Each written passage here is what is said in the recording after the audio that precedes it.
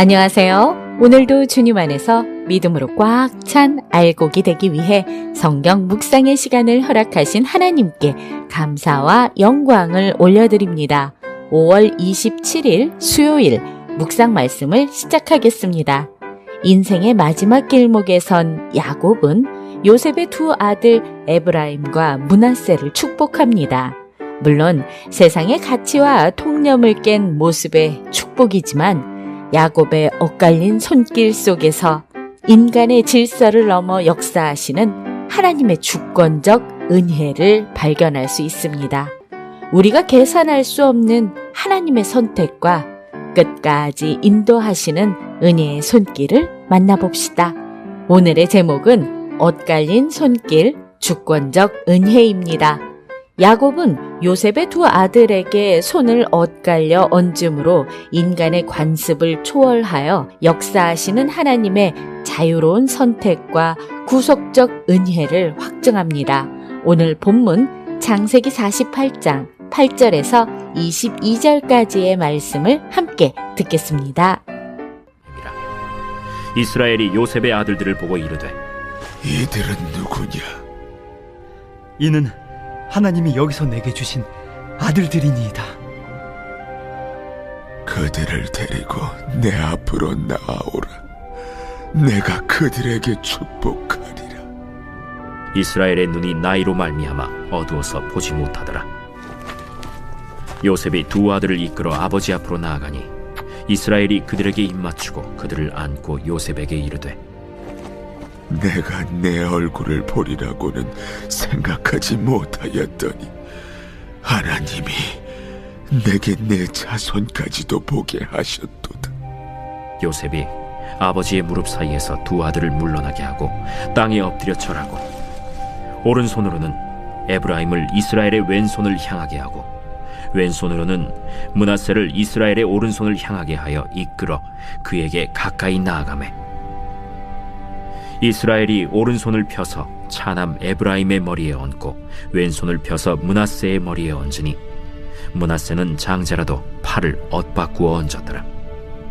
그가 요셉을 위하여 축복하여 이르되 내 조부 아브라함과 아버지 이삭이 섬기던 하나님, 나의 출생으로부터 지금까지 나를 기르신 하나님, 나를 모든 환난에서 건지신 여호와의 사자께서 이 아이들에게 복을 주시오며 이들로 내 이름과 내 조상 아브라함과 이삭의 이름으로 칭하게 하시오며 이들이 세상에서 번식되게 하시기를 원하나이다. 요셉이 그 아버지가 오른손을 에브라임의 머리에 얹은 것을 보고 기뻐하지 아니하여 아버지의 손을 들어 에브라임의 머리에서 므낫세의 머리로 옮기고자 하여 그의 아버지에게 이르되 아버지여, 그리 마옵소서. 이는 장자이니 오른손을 그의 머리에 얹으소서. 그의 아버지가 허락하지 아니하며 이르되 나도 안다. 내 아들아, 나도 안다. 그도 한 족속이 되며 그도 크게 되려니와 그의 아우가 그보다 큰 자가 되고 그의 자손이 여러 민족을 이루리라. 그날에 그들에게 축복하여 이르되 이스라엘이 너로 말미암아 축복하기를 하나님이 내게 에브라임 같고 므낫세 같게 하시리라 하며 에브라임을 므낫세보다 앞세웠더라.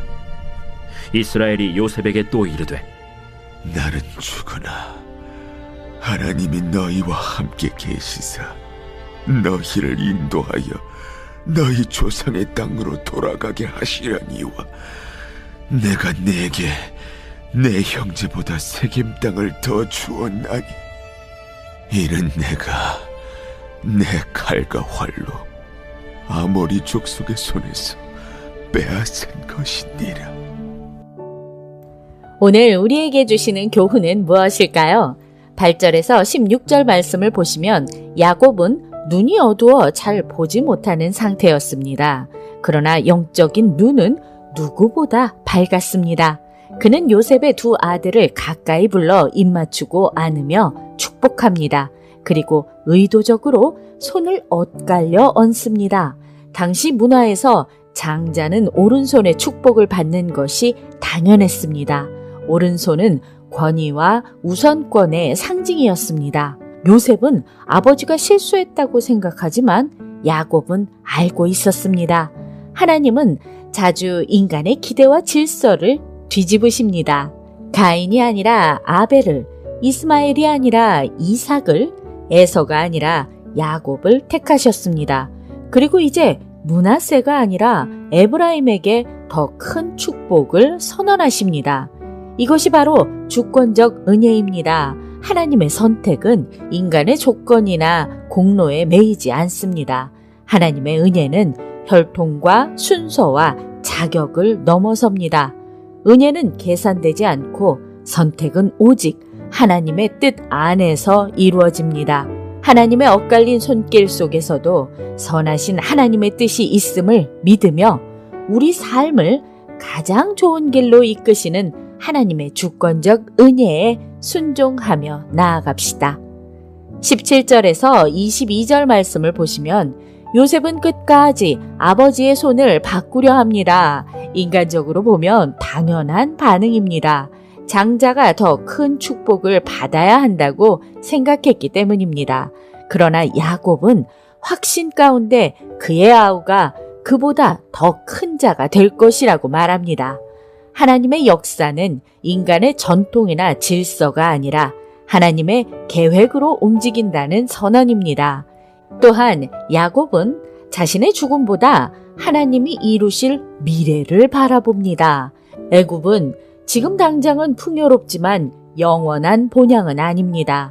야곱은 후손들이 다시 약속의 땅으로 돌아가게 될 것을 믿음으로 바라봅니다. 믿음은 현재의 환경에 갇히지 않고 하나님의 미래를 바라보는 것입니다. 하나님의 백성은 언제나 약속을 향해 걸어가는 사람들입니다. 야곱은 마지막 순간에도 자신의 삶이 아니라 하나님의 언약을 다음 세대에 전해줍니다. 그것이 믿음의 유산입니다.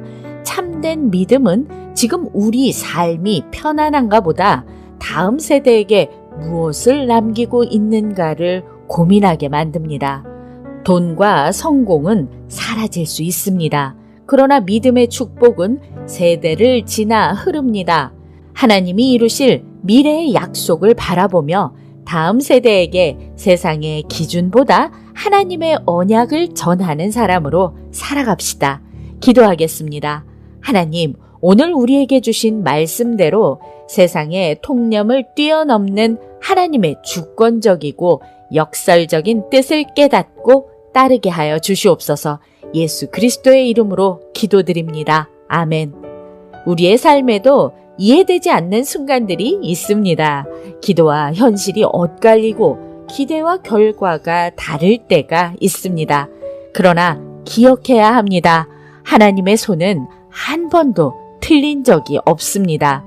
때로는 늦어 보이고 돌아가는 것 같아도 하나님은 가장 선한 길로 우리를 인도하십니다. 하나님은 우리의 삶 위에 손을 얹고 계십니다. 그 손은 사랑의 손이며 인도의 손이며 약속의 손입니다.